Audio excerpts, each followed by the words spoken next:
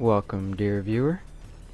This is The Adversary, coming to you with another installment in the series, Invasion Campaign in Dark Souls 3.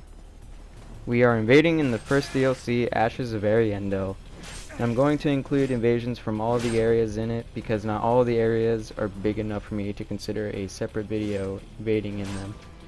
So I am invading at SL75, and for my weapons I am using the Pontiff Knight Great Scythe, Pontiff Knight Curved Sword, Priest Chime, and Soldering Iron. For these invasions I try to use the Pontiff Knight Great Scythe as much as I could, but I switched to the Curved Sword whenever I was outnumbered or needed an upper hand. And I know I would say that I would invade in Grand Archives, but I'm not very good at it.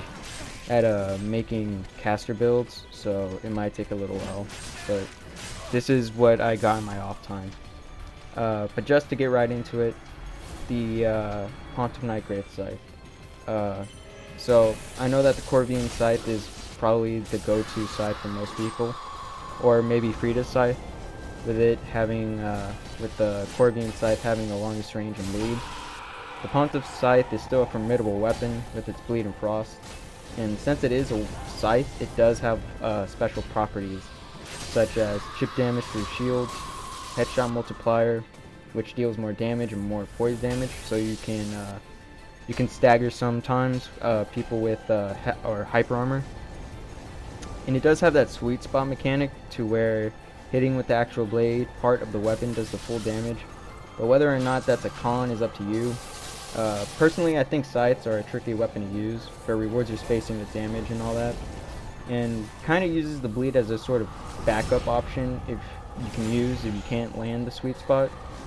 So with scythes, at least for me, they have really weird hitboxes which can be observed with the two-handed R2s that can hit an opponent from a distance that seems impossible, and other times it feels like you clipped right through them without dealing any damage. The thing that makes this weapon stand out from other scythes is the frost, and yes, I know that Frida's Scythe does do frost, but the weapon of the Pontiff Scythe is a frost buff and AoE, which causes a lot of buildup on the AoE, which also has hyper armor when you cast it.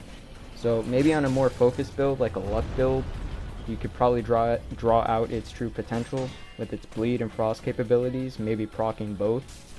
But that's a lot of investment in a weapon, so I can understand why one wants to do that. Though I never procced the bleed, I procced the frost quite a bit throughout the video, and was mainly trying to proc it, and that's why I kind of made a couple of dumb mistakes in the video. But I still had a lot of fun with this weapon. You don't have to necessarily give this scythe a try, but just try out a scythe if you haven't. The Pontiff Curved Sword, as I'm sure you're aware, and I've seen, is pretty good with its range and weapon art and fast consecutive attacks, with it being a curved sword. Not much to say about it really. I don't want to use weapons that have already been talked about so much, and this being considered a meta weapon, and I use that term very loosely because I personally find that there are much more lethal weapons than this one and outperform it. However, I do see where some people get the notion of it being meta because of its range and speed. But I just put it in the arsenal to complement the Pontiff Knight Great Scythe. So, when fighting a curved sword user, never, ever play aggressively when they have it two-handed. If they run around and act like a spaz trying to disorient you, which a lot of hotshots do in the arena, which I've witnessed, don't get off balance, calm down, and just play passive. And if they try to get in distance for an R1, have good spacing and counterattack. And for the arena, if you play it, this also applies too, as much as invasions. If they want you to get in the blender of R1s, don't let them. If they backpedal and run away only to turn and burn, act passive. Don't give them, you're gonna give them the win if you do that. Now, when I say act passive, I don't mean just backpedal and walk backwards so your back hits the wall. No, because if you do that, you'll never learn how to counter some setups and weapons. But for someone who knows when and when not to engage, that's when you learn how to fight properly in invasions and duels. Now, I do make mistakes in invasions, don't get me wrong.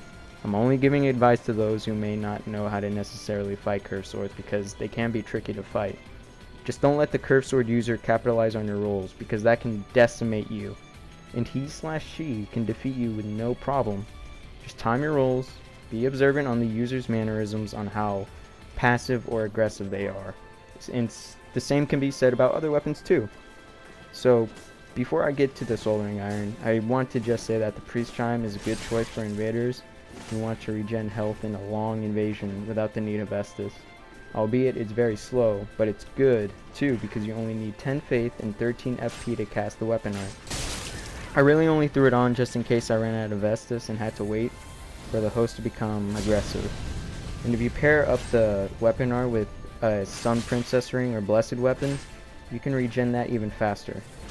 So with this, towards the end of the fight, I make a very dumb rookie mistake. So I see the blue enter the fray, and I've already been chasing this host for a while now. He's been running throughout the level since the very first bonfire. So I wanted to end it quickly, right? So I trade with him, get stunned, try to hit him, no. Get parried, riposted, that's the end of that. Don't do that. If they have a parry tool and you try to hit them again after you guys have already traded, don't do that. Punish him with a backstab if you expect a parry, or kick him, and you won't have to risk being parried. Now, anyway, what can I say about the Soldering Iron? So, I thought it was a pretty unique weapon, right? So, I never really saw it used in invasions, which confused me because of the Estus blocking properties that the description advertised. I mean, it did split damage and had short range, but it still had that one unique property that set it apart, right? Well, it doesn't in fact block Estus healing. What it does do is lower the amount of HP restored when someone who is branded chugs. And apparently it's also supposed to decrease the equip load of branded opponent, but I don't know if that's true. Nevertheless though, it was alright, even though to me it didn't seem to lower the amount healed. But it was pretty cool, and it was something to add to the arsenal that I don't see every day. So, I've reached the part of the video to where I don't really know what else to talk about in terms of like the weapons and things. I've already given my 2 cents on the weapons and what I think about them and what they do. You know, when I usually see people, you know, doing invasion videos in Dark Souls 3, they usually talk about, you know, clips and all that, and like commentate over some clips of like, oh, look at this, look at that, or don't do this, don't do that. You know, I mean, I still do that too, but you know, it's just I don't want to make that the main focus of this series. The purpose of the invasion campaign for me, what I'm trying to do is just make videos of weapons that I don't normally see used and try to get good clips of them to demonstrate or to accompany some of my viewpoints and topics, you know? Like the Pontiff Knight Great Scythe, there are better scythes in its class, like more in terms of like damage and usability. Like the Corvian Great Scythe, like that thing has straight up better bleed, range, and damage. And this thing can't be infused. So, I mean, but I want to try and use weapons that I've never used or I've never seen used in invasions or, you know, duels. And I mean, not all of these are going to be like that, you know. I mean, I'm already using the Pontiff Knight Curve Sword, you know. But I don't want to make talking about clips or weapons the main focus of this series. I just want to, like, you know, ramble about some things about PvP and all that. But I know I'm already, you know, really late to the discussion and all that in terms of like what's broken or whatever. Personally, I don't think that anything really was broken, but you know, I'm you might disagree with that, and I understand. I know how infuriating it was with the S-Stock spam and, you know, Karthus Curse Sword and all that, but on like meta things in the game in terms of PvP, I just I don't know. I mean, the only real setup that's really difficult for me to counter is definitely, you know, the sword and board build, especially if they have a infused weapon with, like, you know, dark or chaos or sorcery or whatever, you know, because usually to try and counter that build or setup, you know, usually it's probably the best to go with a sword and board too. And it's hard to counter such an effective build because you have a shield. Mainly is probably going to be, the weapons are probably going to be the Black Knight shield and, you know, Lothric Knight straight sword. And it's even worse if it's infused with something to do chip damage through your shield. So, but I don't want to talk about that. I don't want to talk about meta things. It's one of the main observations that I've seen in duels and all that, and it's definitely a good setup. It's very hard to counter. Pair that up with someone who can cast maybe like warmth, and then, you know, the floating chaos ball pyromancy, or some, you know. That's just an example, but, you know, it's a lot of hot shots who just like completely shut down entire categories of weapons and say they're bad or trash or all that, you know. But I don't want to even say that. I don't even want to say that a weapon's not viable, because every single weapon you can get a kill, does damage. Even if it's low, you can still get damage off. It may not be the best weapon, but, you know, it's still in the game. So by you saying it's not viable, then, well, hey, if it doesn't do damage and restores the HP of opponents, then gee Louise. So I still think every weapon, for the most part, well, not every weapon, you know, Handmaiden's Dagger or whatever. No, I'm not using that. I'm not using that in this. I'm not using that.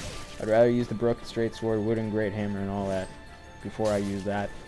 But, you know, most weapons people can use and get some kills off. But with this series, I try to aim to use weapons that I've never seen or used before, and maybe get some tidbits of, you know, maybe some advice that maybe some people don't know of. And to whoever like runs into the channel and watches this video, you know, the back streets of YouTube just somehow stumble across my channel, and, you know, so if I see them all over the place, excuse me, that's because, like, this is my second commentary. So, you know, I'm trying to get better at this in terms of gameplay and both commentary, but that's mainly what I'm trying to do. I know I said in the last video that I was going to go to Grand Archives and try and make a caster build and invade there with the Moonlight Greatsword, but oh my gosh, it's so difficult to do it at level 75 for me.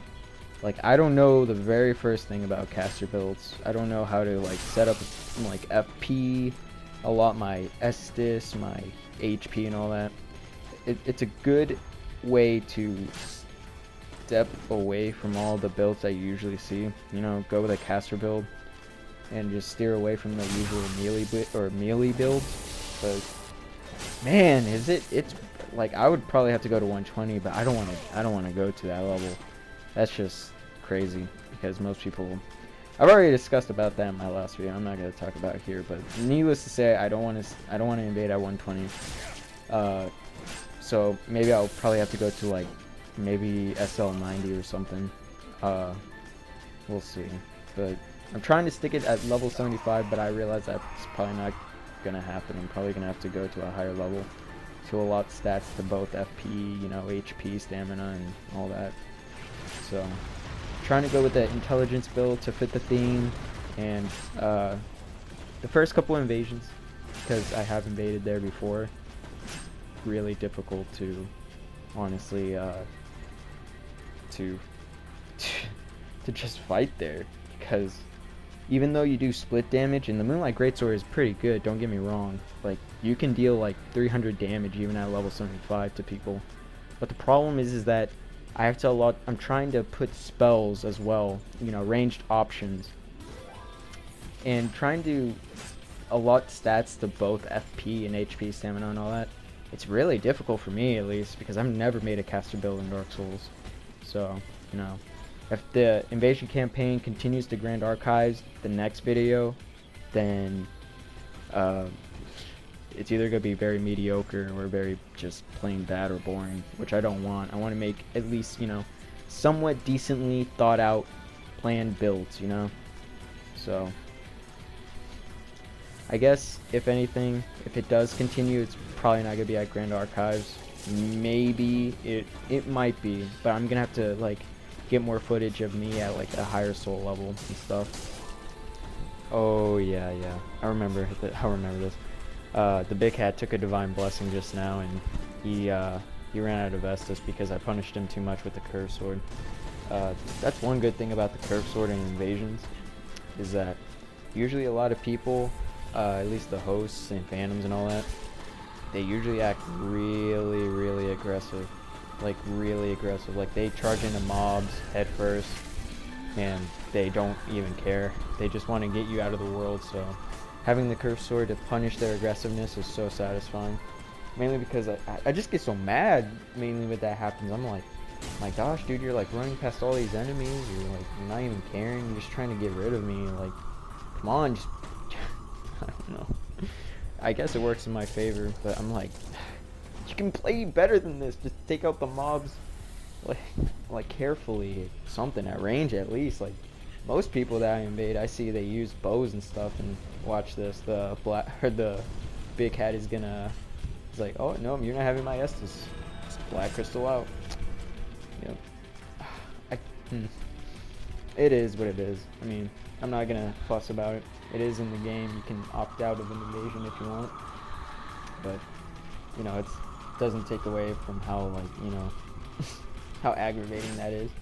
When I don't think that's ever happened to me in an invasion where like a phantom or a blue just opted out of invading me, and well, you know, he got summoned in and then he just opted out to just pretty much abandon the host. It's kind of funny, but you know, at this point I'm out of Estus, he's out of Estus. I know this. Go for a bomb, bam, dunzo.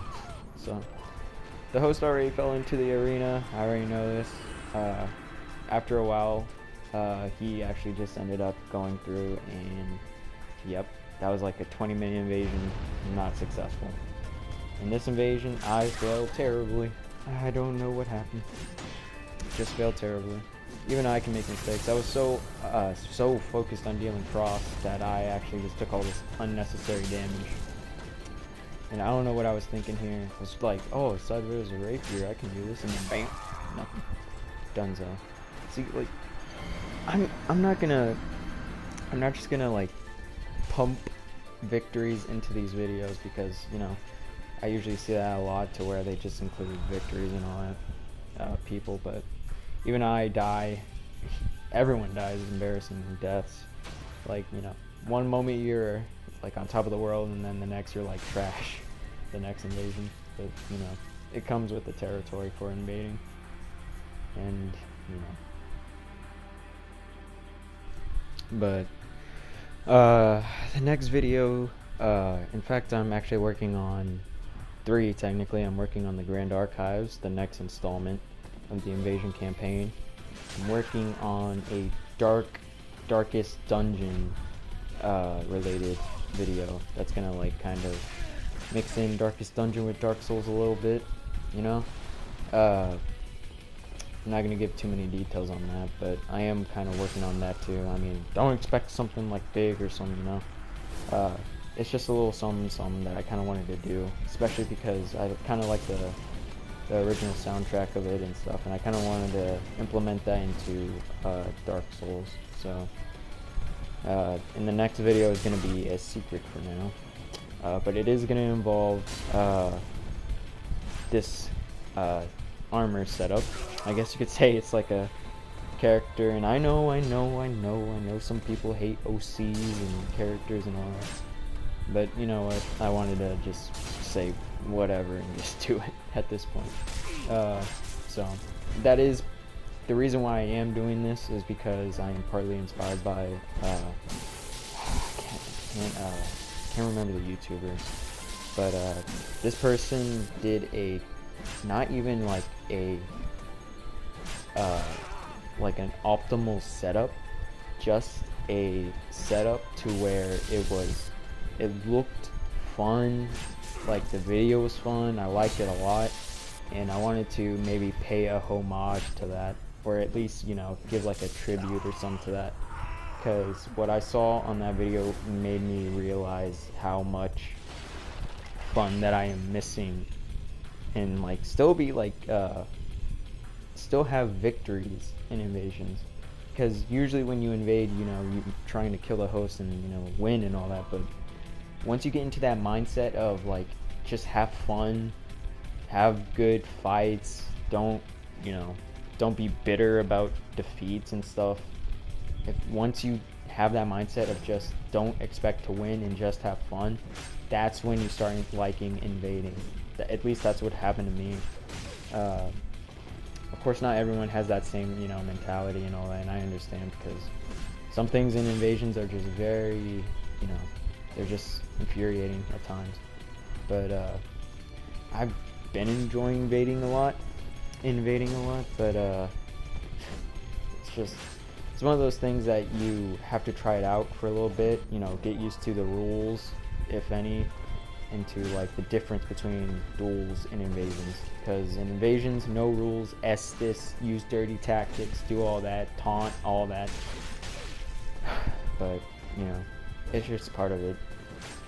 But to speak from personal experience and what you're seeing, honestly, if you apply that mindset to invading and just dueling or just going through the game, if you just apply that mentality of you don't mind losing or getting frustrated over things, that's when you truly start to have fun in this game. Like, sure, it is fun beating the host or phantom or whatever, your opponent, and then like going to the next one to repeat. But after a while, when does it stop? When does it actually get fun again? Where are you gonna get that type of fun that you had beating an opponent? In invasions, you get that for a little bit too, but it's just after a while too, it does get a little boring and stale if you're just gonna use the same weapon you're comfortable with. That's why with this video and the invasion campaign in general, I just want to use weapons that I have never even used before. Like, before this video, I've never really used the scythe class, the Reapers. Heck no, I never used them. That's why I mainly just stuck with the weapons that I was most comfortable with. Like, for instance, the straight sword class is the most basic but most effective for most encounters. Like, I'm not gonna just lie and say that it's not. It is, for the most part. If you have a Black Knight shield and any straight sword for that matter, you're pretty much good. But with the invasion campaign, don't want to do that. I want to use weapons that maybe some people would be like, what, why are you using that weapon and stuff? Because it's just, I've never seen them used. And if someone has this type of mindset of just having fun and trying to look up weapons or weapons that they've never seen but want to use, maybe they'll come to the Backstreet channel that is mine and maybe look at this video and at least be somewhat uplifted in their spirit and actually go through with that choice of using this weapon. Because not every invasion has to have the best weapon. I'm not using the best weapons. I'm using a good weapon, the Pontiff Knight Curved Sword, but that doesn't, I'm not trying to use that as the main primary weapon. I'm trying to use the scythe and show that I can win with this. I can win and beat all these phantoms with this scythe. A weapon that most people would consider trash. In fact, the entire class for that matter, they would think that it's bad, but I don't agree with that at all. I think scythes are pretty good. And I think that every class has their own weaknesses and cons. To an extent, of course. Some more apparent than others in terms of cons. But, I've kind of been rambling. So, if you liked the video, then stick around. But this has been The Adversary. I'll see you later.